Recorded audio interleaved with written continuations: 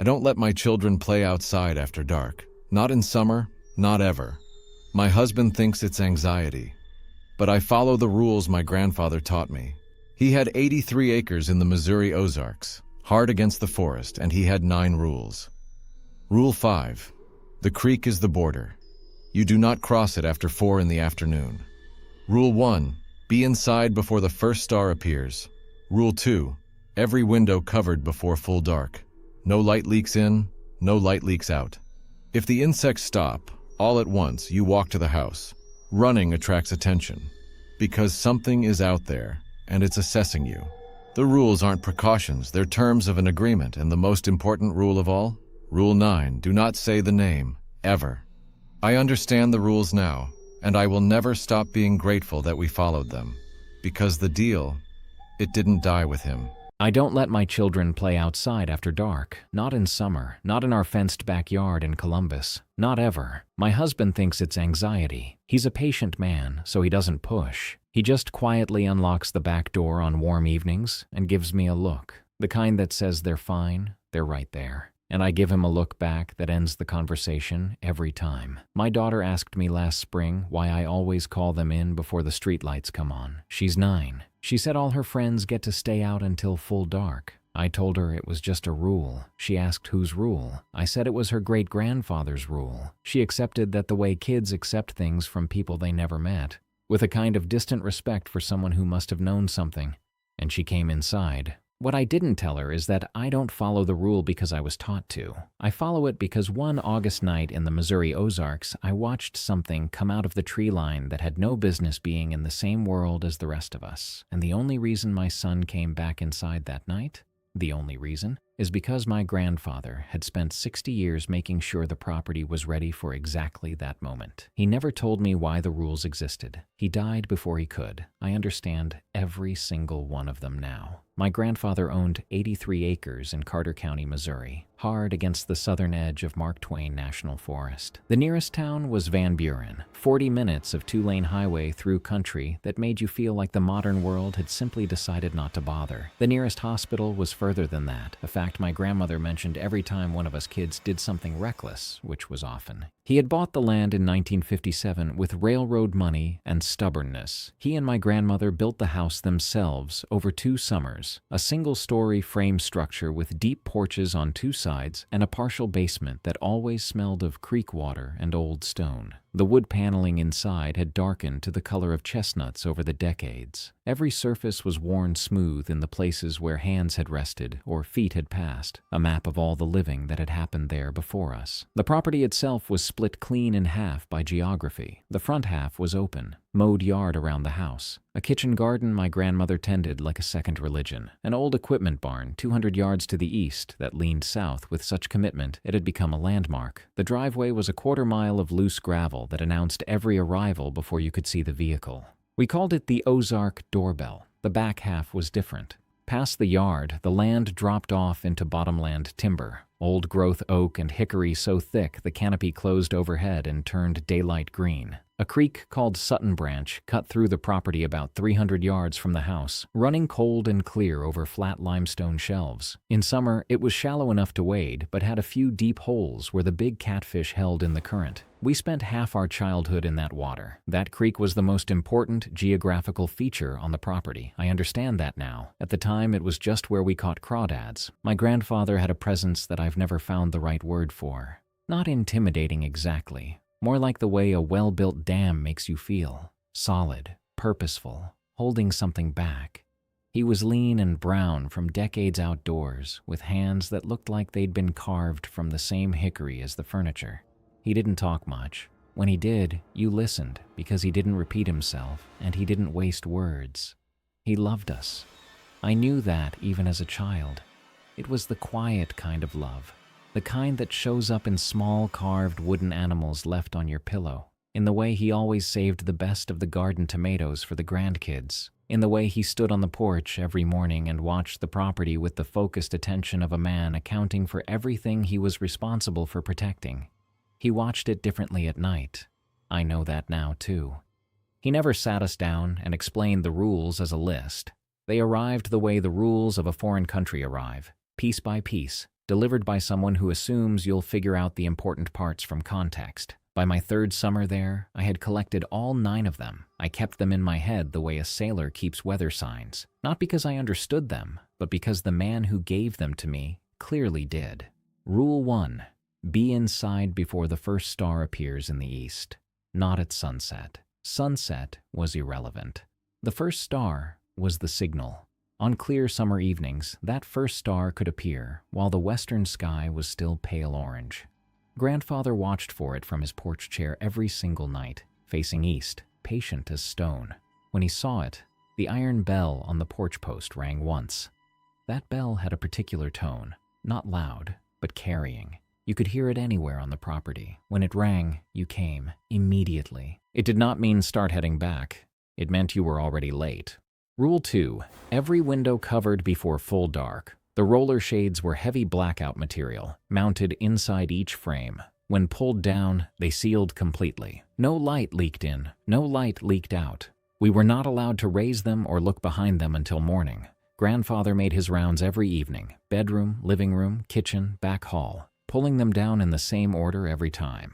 Rule 3. Box fans in every sleeping room, full speed, all night. The house had central air that worked fine. The fans were not for temperature. I understood this even as a child. The way you understand things, you aren't meant to ask about directly.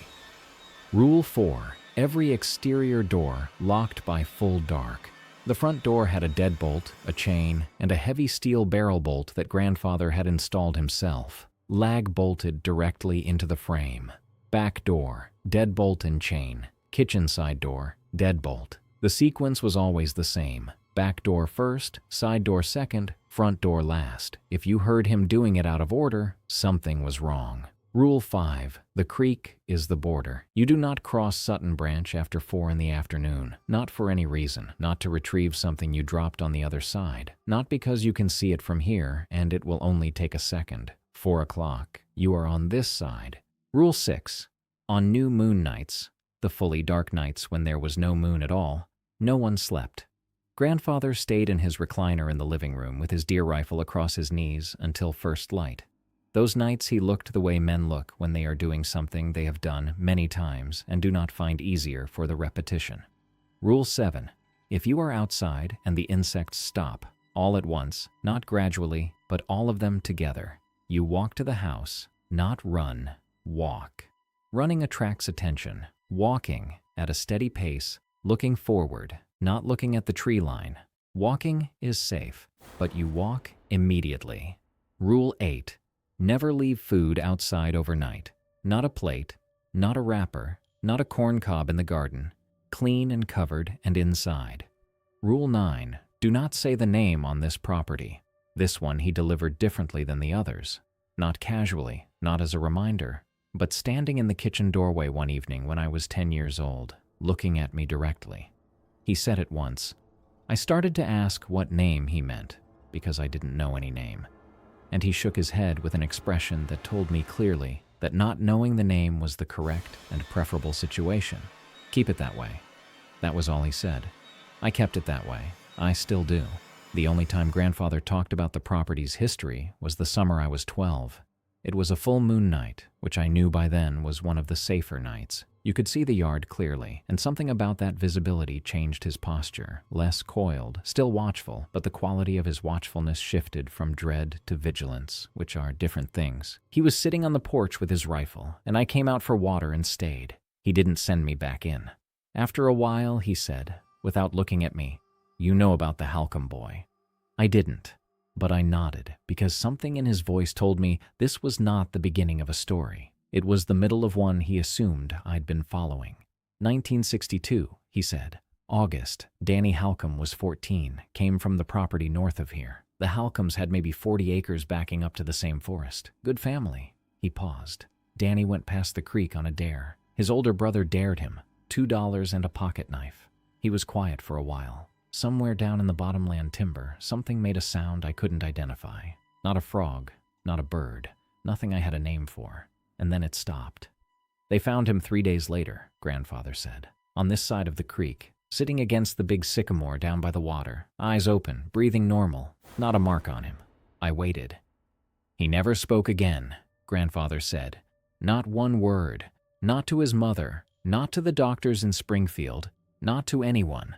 Lived to be 54 years old and never made another sound that meant something. His brother never forgave himself. He looked at the moon. Shouldn't have. It was his dare. I asked what happened to Danny on the other side of the creek. Grandfather shook his head, not refusing to answer. More like the question had no answer that words were built for. It didn't hurt him, he said finally. That's what people couldn't understand. No injury, no illness. The doctors wrote down exposure and psychological trauma because they needed to write something. He was quiet again. It took something from him. The part of him that connected to other people, left everything else. He picked up his rifle and rested it across his knees. That's why the rules, he said. Not because it wants to kill us, because what it does instead is worse.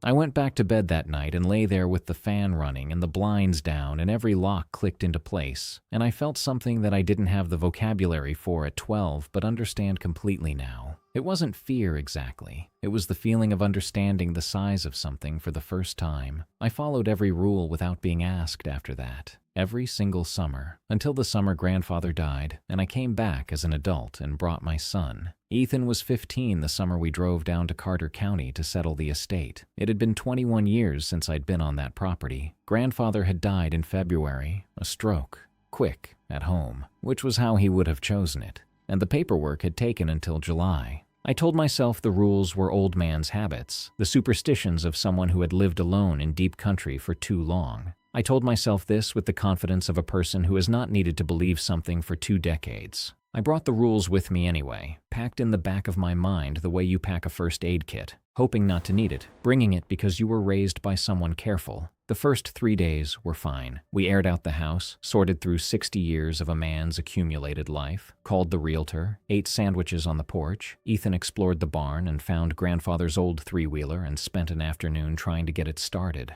I walked down to Sutton Branch and stood on the bank and watched the water run over the limestone and felt the particular ache of a place that was supposed to mean something and now meant something different. I pulled the blinds down every evening. I didn't explain why. I turned the fans on. Ethan thought it was strange. I said the house got stuffy. He didn't push it. He was 15, and he had his phone, and he wasn't particularly interested in my grandmother's roller shades.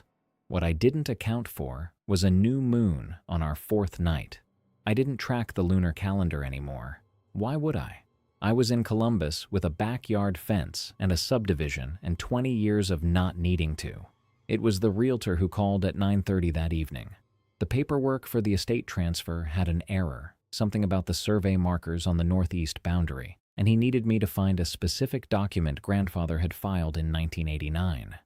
I was in the kitchen with every light on, going through a filing cabinet, on the phone, distracted in the particular way that adult logistics are distracting, completely consuming, leaving no bandwidth for anything else. Ethan said he'd left his phone charger in the truck. He said it so casually, just mentioning it. The truck was 20 feet from the back door. I held up one finger, 1 minute, and kept talking to the realtor. The back door opened and closed. I was looking at a file folder when I noticed the silence. Not quiet. Silence. The insects outside, the frogs down by the creek, the constant background noise of a Missouri summer night, all of it, together, at once, gone. I put the phone down. The fan in the kitchen was still running, but everything outside it was wrong, flat and still in a way that had no natural explanation. I looked at the back door. I had not heard it open again. I opened the back door and called his name once, keeping my voice level. No answer. The truck was there. The door was open, interior light on, charger cable hanging out. Ethan was not at the truck.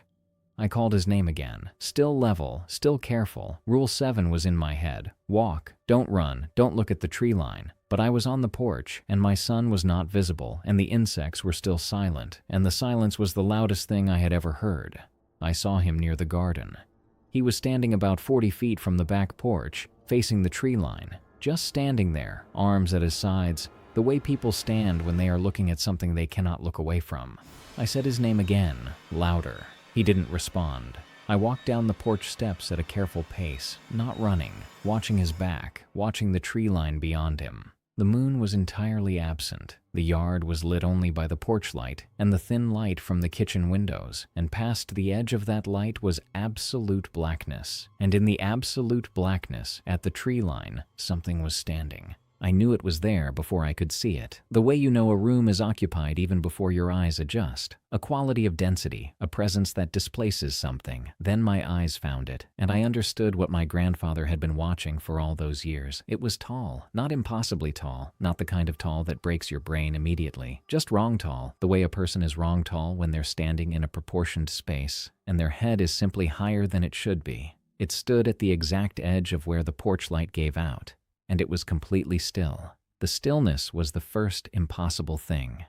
Animals fidget. People shift their weight. Even trees move in a breeze. This thing stood with the absolute motionlessness of something that had learned stillness as a discipline, as a practice, as a tool. I could see the outline of it against the marginally lighter darkness of the sky behind the trees. Shoulders wide, arms long, hanging lower than they should, head tilted at a slight angle, the way a person tilts their head when they are studying something unfamiliar. It was studying Ethan. I started toward my son, and the thing at the tree line moved, one step, deliberate, crossing from darkness into the furthest edge of light, and I saw enough. The face was the part I wasn't prepared for. Not monstrous, not the face of an animal, something between, something with a logic to it that was almost familiar and completely wrong, the way a word sounds wrong when you repeat it too many times. The eyes caught the porch light and held it, but they didn't reflect it. They absorbed it. Two dark points of attention that had not moved from Ethan. I reached my son and grabbed his arm, and he didn't resist. He came with me without a word, moving with the mechanical compliance of someone not fully present, and I walked us both back to the porch without running, without looking away from the thing at the tree line. It didn't follow, it watched. When we reached the steps, I heard it make a sound, not a growl, not a vocalization I have any category for. A low resonance, felt more in the chest than heard with the ears, like a single note played on something deep underground. An acknowledgement, a notation. We were inside, and I had every lock clicked before Ethan spoke. He sat at the kitchen table and I sat across from him, and he looked at his hands and said, "It was already there when I went out." I asked how long he'd been standing in the yard. He didn't know. He said it felt like seconds. He said he heard something at the tree line and turned to look, and then he was just looking. He couldn't describe it better than that. He wasn't asleep. He wasn't scared. He was just looking. The way you look at something that has required your complete attention without your permission. I put both fans on high. I pulled every shade. I sat in my grandfather's kitchen chair and I held my son's hand, and I thought about Danny Halcomb sitting silent against the sycamore tree for 3 days and then silent for 40 more years, and I understood, in a way that arrived in my chest before it reached my mind, how close the margin had been. The thing at the tree line had been making a decision. I had interrupted it before the decision was final. The insects outside were still silent. I didn't sleep. I stayed at the kitchen table with the lights on and the fans running until the sky outside the kitchen window began to shift from black to gray, and only then, only when the first bird started up, hesitant and far away, did I hear the insects return. Slowly, one layer at a time, the world rebuilding itself from the outside in. Ethan slept in the chair across from me with his head on the table. In the morning, I went to the basement and found my grandfather's filing cabinet, the one I hadn't opened yet. The real estate document the realtor needed was in the second drawer. So was the envelope. It was a plain envelope with my name on it in my grandfather's handwriting. Not my married name, my childhood name. He had written it years ago.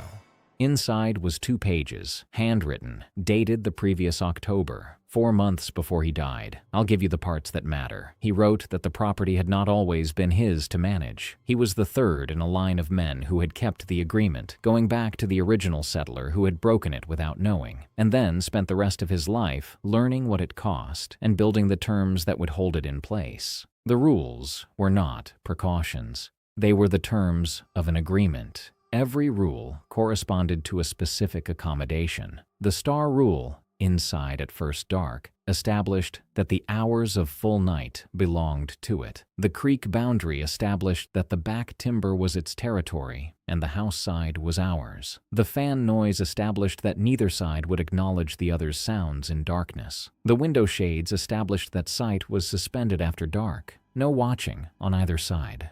The new moon rule, staying awake, staying present, was the most important. On the darkest nights, the agreement required a witness, someone awake and aware on the human side, signaling continued occupancy and intentional compliance. An empty sleeping house on a new moon was an abandoned house. An abandoned house voided the agreement. Rule 9.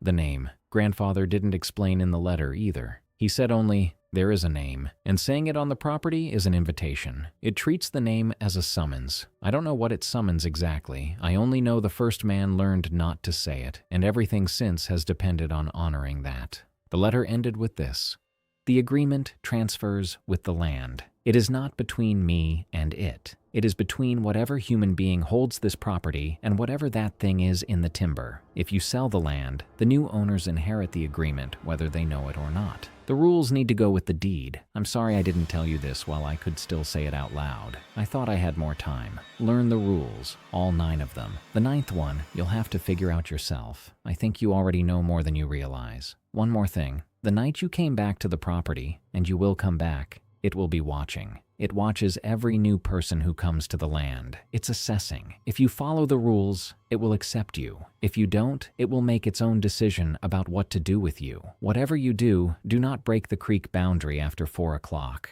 It doesn't always take the words. Sometimes it takes something else." I read the letter twice at the kitchen table while Ethan slept. Then I looked at the clock.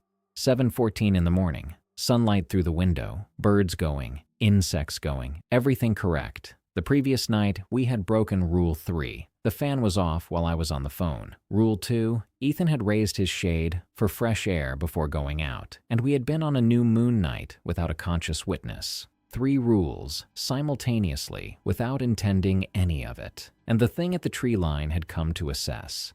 It had looked at my son, and then it had waited. And then it had made a sound that I understood now was not a threat. It was the sound of an agreement being noted, being extended, given one more opportunity to hold. It had chosen to honor the agreement even when we hadn't, not out of mercy, out of whatever passes for patience in something that has been here longer than anyone can measure. We left Carter County the next morning. I listed the property with the realtor 2 weeks later. Before I signed anything, I wrote out all 9 rules as clearly and specifically as I could, and attached them to the property disclosure documents with a cover letter explaining that they were conditions of occupancy that came with the land. The realtor thought I was unusual. I did not explain further. The land sold in November to a retired couple from St. Louis who wanted space for a garden. I hope they read the paperwork. I hope they follow the rules. I included my phone number at the bottom of the letter and told them to call if they had questions about the property's particular needs. They haven't called. I don't know if that's good or bad. My daughter still comes inside before the streetlights come on. My son, Ethan, who is 17 now and hasn't talked about that night directly, not once, has started checking the window locks before bed, every night. I've watched him do it. He doesn't know I'm watching. He goes room to room and tests each lock, and then he goes to bed. He figured out something that night at the tree line that I can't unfigure out for him. Last fall, Ethan came to me with a question. He said he'd been looking into some of the old Carter County history, census records, property records, that kind of thing, and had found a reference to the original settler on grandfather's land, a man named Alderman who had homesteaded the property in the 1880s and had, according to a neighbor's diary entry from 1887, lost his speech entirely after a dispute with the timber regarding what was and was not his. Ethan looked at me and said, "What was Rule 9? I told him the truth. I told him I still didn't know. He nodded slowly. Then he said, "I think I might." I told him not to say it out loud. He stopped. He looked at me, and then, with the expression of someone older than 17, he said, "Yeah, I figured that part out already. My grandfather had 9 rules for his property in the Ozarks. He died before he could tell me why they all existed. I understand 8 of them completely now. The 9th one, the one about the name, I understand just enough to know that I will never say it, and I will never stop being grateful that Ethan, standing alone in that yard on a moonless night with that thing looking at him from the tree line, somehow understood that too. The deal didn't die with my grandfather after all. It just transferred.